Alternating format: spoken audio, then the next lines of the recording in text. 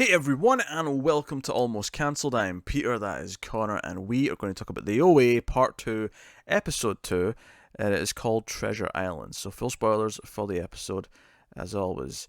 Once again, we can kind of split the episode into two kind of halves. We got the investigation half. Now, obviously there's a lot more connections between them this episode. We can see how they're going to sync up. What's his face?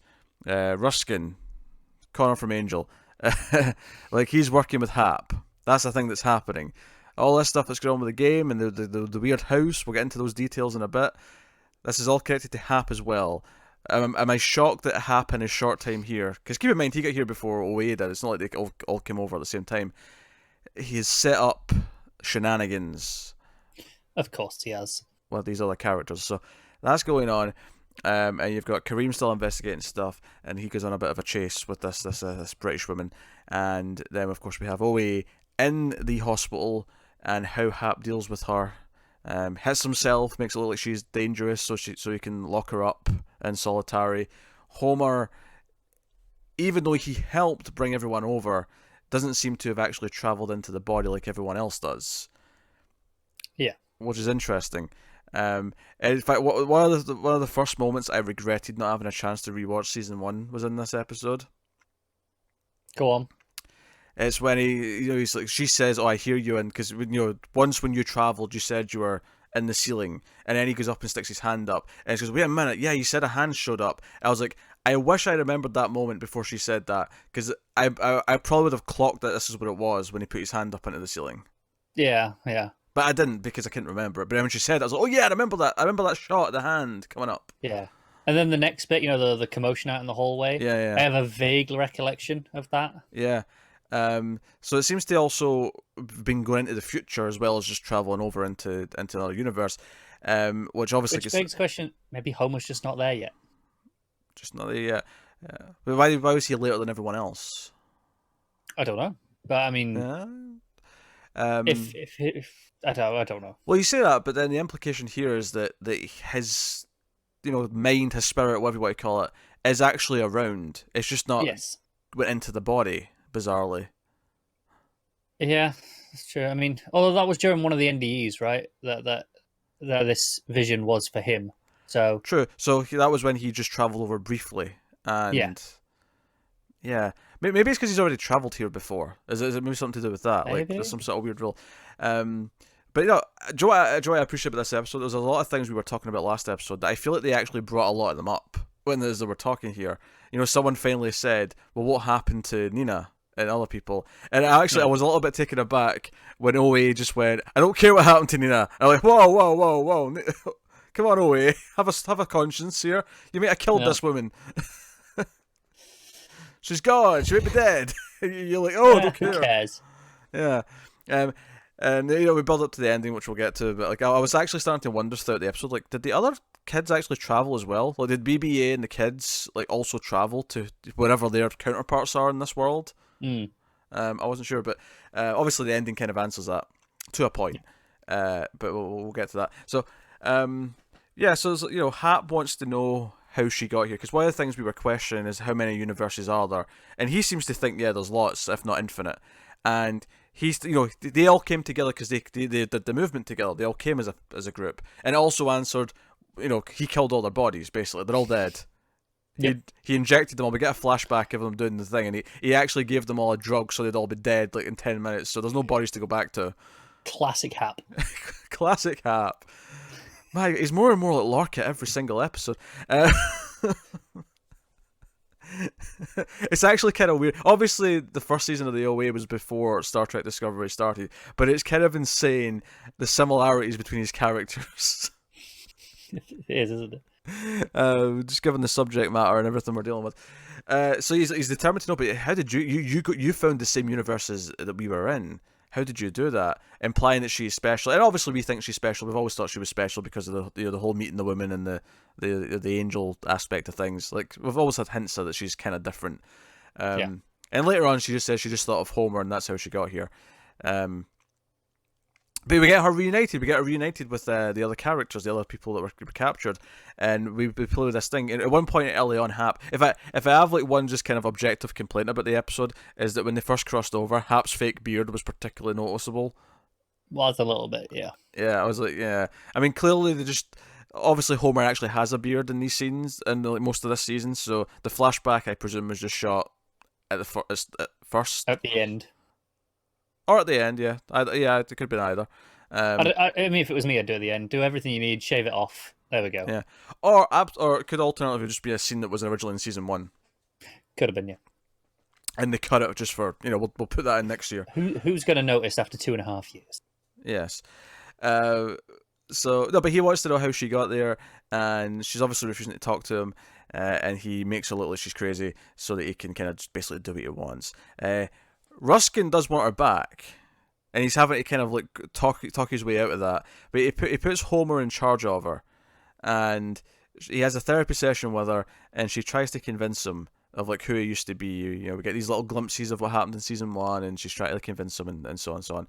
And obviously he just thinks she's crazy. He's like, no, I've never had a near-death experience. I've never had this. I've never done that. Yada yada yada.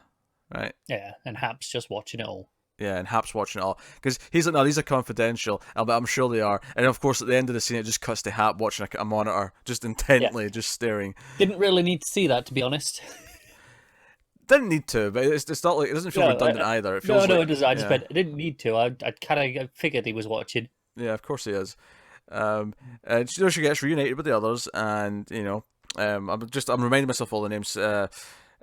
Scott, like he's happy to see her. Renata, not so much. Renata's been convinced that she's delusional. She's been convinced that that all the things never happened, and she's from this world. And then Rachel, unfortunately, one of the things that Hap said to Owe early on in the episode is that he could have landed in a body, a version of himself that was brain dead or that was paralyzed or something like that. And I never, I was like, oh, I never thought at the time, it's going to reveal that someone else had that unfortunate sort of circumstance. But it turns out Rachel did. Rachel can't speak. And one of her favourite pastimes was to sing. That was kind of her thing. So she can't do that anymore. She can't even understand speech. She can't comprehend it in the same way. She seems to understand things generally. She's not like she has trouble. It's almost like a really extreme form of dyslexia in a way. It is. I'm intrigued as to how this works, because if it's the original, if it's the mind that's there, well, I have to imagine that makes her different than the original version who was here in this world. Like that because I think she understands things on a level that the original person probably never did. But she can't actually, which is probably what makes it more frustrating for her, because she does get it, but she can't. Yeah, could be. She can't form it. She can't say it. She can't, Yeah. She can't even write things down, as they point out.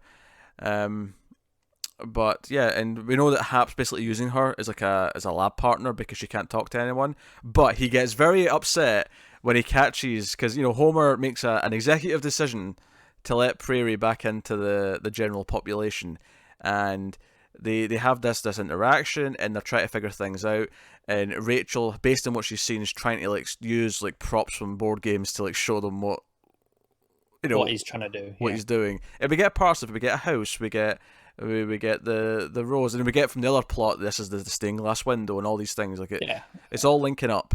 And they come to the conclusion that he's trying to find a map, a multiversal map. Find might not be the right word. He's trying to basically draw a map. Maybe is the better. Well, yeah, draw a map. I mean, sure. And that's what the game's about, and that's what everything's about. But we add on this extra layer where the house that he found the kid in that jumped out the window, who ends up with Hap later on. He's delivered to Hap by the end of the episode. This house has something unique about it. There's something because so we find this out from the other woman, right? The British woman who worked at the company and then quit right around the same time that the girl went missing. And Kareem tracks her down. There's a bit of detective work, gets to her, and she quit for moral reasons, essentially. And she, even though they're not supposed to talk about this, she does eventually tell him more or less everything. But they're doing studies on dreams, based on the idea that in the 1920s there was people who had dreams. This collective of 10 people who dreamed of essentially the Nazis before the Nazis existed in World War II. And I'm like, okay, this is interesting. So it's sort of getting into this idea that there's also other elements to this where it can also be, like, there's maybe more than one purpose. Like, it's not just about finding other dimensions. It's also about maybe predicting the future, or maybe it's about seeing the future in other dimensions. Who's to say at this point? It's just kind of wide open. Yeah. It's an interesting technology. Yeah. Open for some abuse. If you can call it technology, it's more like, I don't know. No, Like, I don't know. The technology of, like, because it reads the dreams, it translates them right into like things they can actually see. That's it. wait, does it? No, because remember the girl described it as they wake up and they say what was in their dream, Oh yeah, okay. and then they just I'm use. just going by there's all the way it plays with the imagery. How they must be reconstructing it somehow. Yeah, no, it takes like what they're saying and it sort of searches for it because they eventually get to this thing where all the people in their study, right, all the people sleeping in the circle that we saw last episode, they eventually all the females at least all started having the same three key things in their dreams, and it was like a stained glass window, it was a tunnel the size of a coffin, and what was the third thing? Double-sided staircase. Double-sided, double-sided spiral staircase. And obviously these are all over the place, but there's only one building that has all three. I have to imagine it's the coffin tunnel that's maybe the most unique that makes it. Yeah. Because I'm gonna say it's like, I'm willing to buy a lot of things in this show. This telling me that there's only one building with these three elements might be the most unbelievable thing this show has told me so far. Are you bothered by this? No, but it's the first time in the show where I started going, really?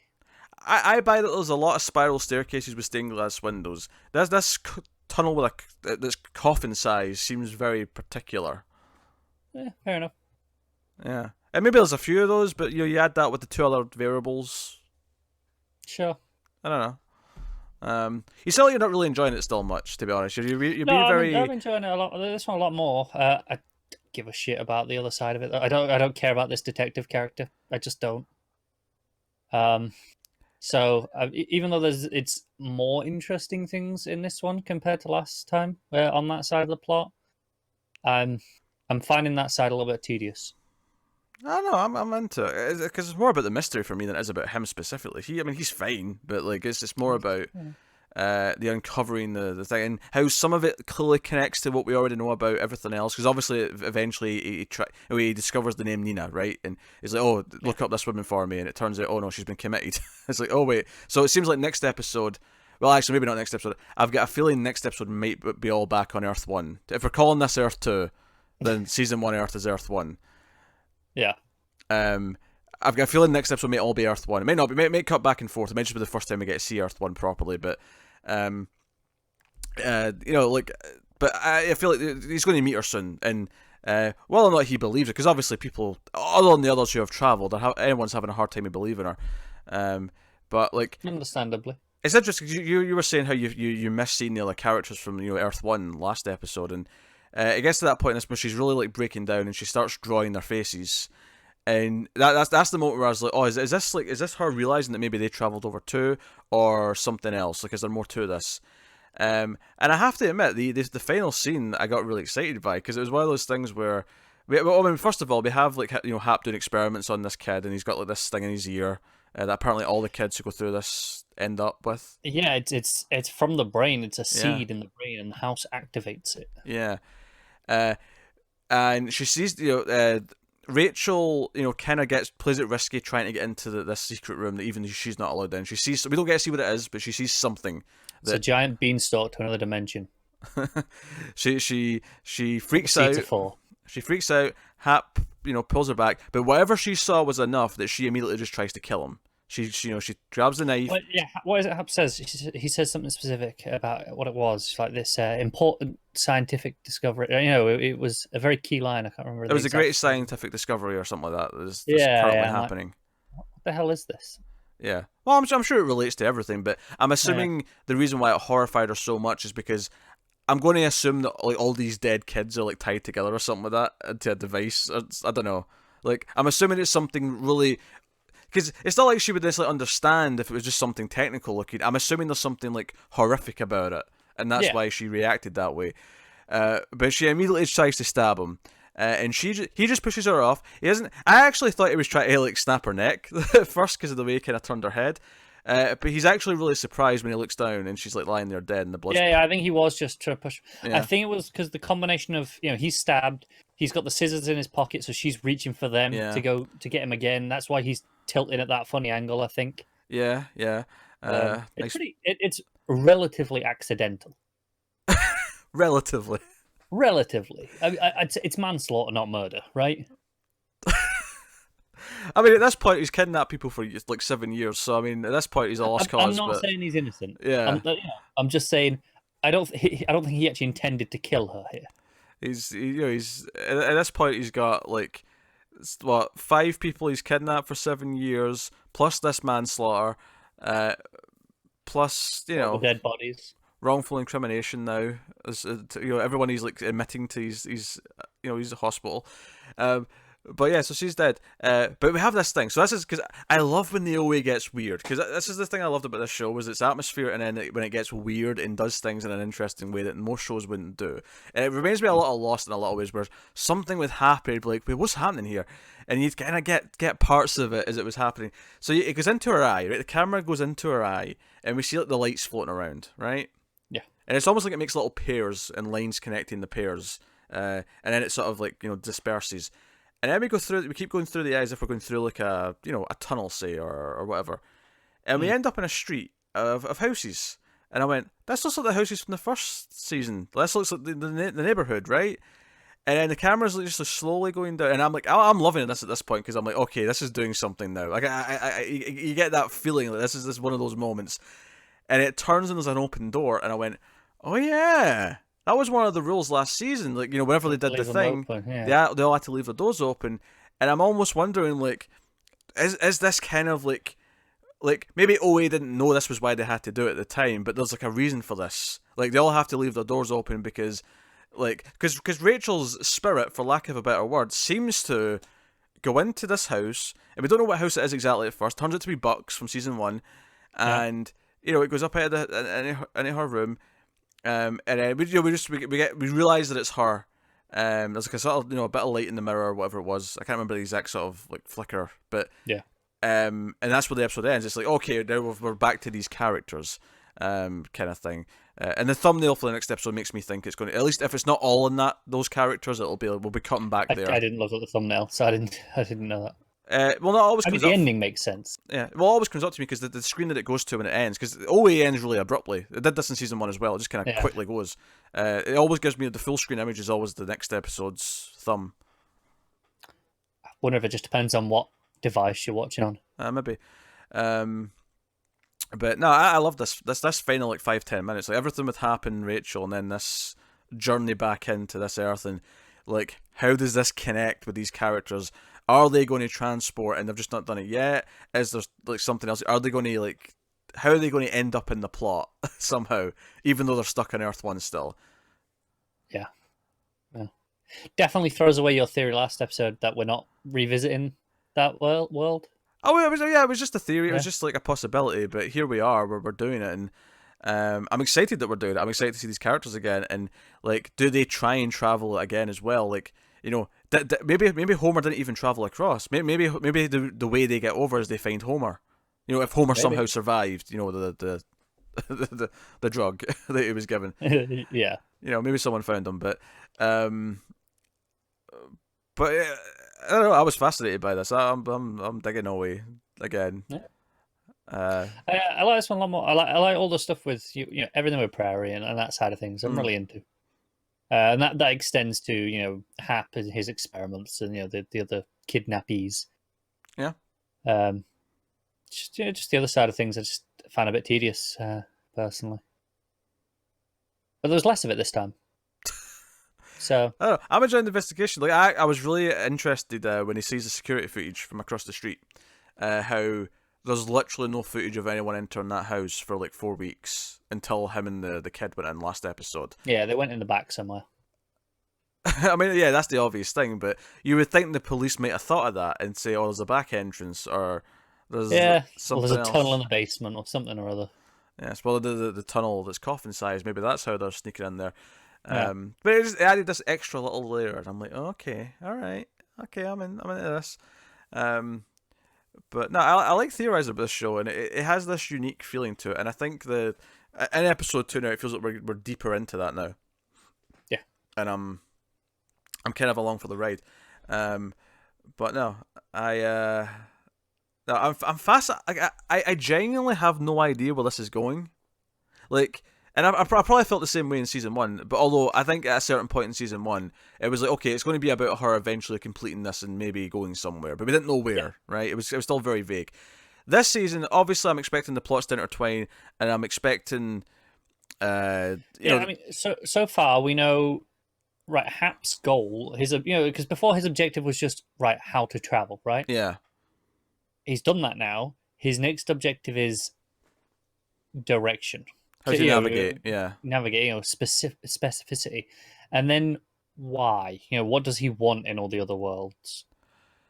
Because presumably he wants something beyond just to prove that he can at this point. um, maybe I don't know. Like, I can buy that he's just like it's all about just constantly discovering it and It could be. It could be. the obsession and um. Unless we go with the traditional thing where he's looking for a universe where someone he loved isn't dead. Oh, I hope not. Yeah, That but I'm would not be a bit expecting that creepy. right now. I'm No, I expecting. hadn't even considered that until you said that. Then Yeah, I'm not expecting that though. It doesn't feel like that to me. It doesn't feel as no. because there's some like sympathy in that motivation, and I don't really feel much sympathy in what Hap does. It feels more. I don't want to say mad scientist necessarily, but it feels more in that light and vein. It is a little bit mad sciencey, isn't it? Because Yeah, he's just like, no, at all costs, I'm going to figure this out. yeah. That just reminded me of the new Avengers trailer. Because at the end of the new Avengers trailer, all the characters one by one say whatever it takes, and it just made me think. Okay, I've not seen it. Yeah, there you go. Oh, I can read car. I don't care about these things. I've not seen it. Um, I mean, that's not a new thing. I don't watch trailers after the first I one. know, I So. know, I know, I know. But it was tone. It was the tone. Look, are you feeling more positive after episode 2? Because you were a bit of a Debbie Downer in the last Yeah, I'm more episode. positive. Yeah. I want people to come into these reviews feeling they're going to get some enjoyable conversation. Well, they can be surprised every episode, can't they? Yeah, be a gamble. Spin of the roulette wheel and see what the episode did. Did it delight me or did it anger me? Mm-hmm. What are you thinking about Homer? Do you think like somehow they are going to like trigger like their Homer to like emerge? Is he in there? No, No, not in there. I think it's more interesting if he's not. Mm. And it gives Prairie a reason to want to travel elsewhere. Maybe back again to try and find her Homer. I think what's interesting to me is if it's not him. I like the idea that we're going to find out that Homer's a really good person no matter what, right? Because as always says in this episode, let's stop trying convincing him that we travelled from somewhere else and just prove that Hap is dangerous and just prove that he's, what he's up to. Yeah, I would not be surprised if we learn Homer went to a different, dimension as we went through Earth 3, so to speak, and that'll be, Prairie has to try. Right, okay, let's go to that one now. How has no one used the phrase multiverse yet? Yeah, I don't know. No one's used. I don't think anyone's used multiverse yet, but I mean, I don't recall hearing it, but at the same time, I would expect to hear it that much based on what we're talking about that I probably wouldn't have even registered that they said it. And there is something creepy as well, like because Hap started working with what's his name, Ruskin. I keep forgetting his name. In this Earth, and he presumably knows who Nina is, right? He knows her backstory. There's something weird about him wanting to work with, like, OA's counterpart on this Earth and getting her involved. Yeah. There's something really seedy about that. Maybe it's just a logical thing where if OA ever does jump over, he's already aware of her. Yeah, he's poised. He's there to like strike when she does. And it could be something else. It could be like no, because remember like thinking that she's special, and obviously he ultimately did it without her. But like there was this belief that she was like the key. The key, yeah. And he still kind of believes that in the sense that she chose where she went, as opposed to him, which was random. Yeah, notice he's sort of veiled apology where he's like, "Oh, but after I left you, in a manner that I'm not too proud of," I'm like, "Oh yeah, all's forgiven, Hap." Yeah, you left a blind woman stranded next to a road in the middle of nowhere. She turned out all right. She got her eyesight back somehow. Yeah. It worked out all right. I was still waiting for her to drop that on him. When she wants to like prove that, I don't know, just make him feel small, like he doesn't understand anything. Yeah. Something like that kind of moment. And I can see something coming from that. Just the concept that she outsmarted him before. Yeah. No, I'm curious, and I will say his presence on the show is still fantastic. Like every time when she was refusing to tell him anything, like I immediately started feeling like a bit tense. He is my favorite thing about the show, and that's not saying anything else is bad. It's not that. It's that he's got a presence that no one else does. I started to feel tense. I'm like, I don't, I think he is willing to hurt any of them. So as soon as she starts not complying with them, I'm worried for her safety because he feels dangerous the entire time. And can we just talk about the fact that he in this? I mean, not even just him, like his counterpart, his previous version, right, Dr. Percy.